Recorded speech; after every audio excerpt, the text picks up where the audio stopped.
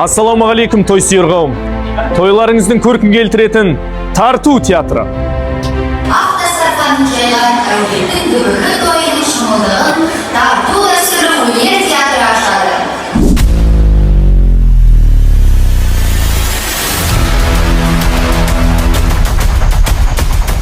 Той қазақтың қазынасы деген сөз бар.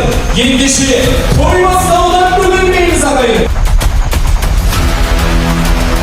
Аянда yolumuzda ortaga ағайын.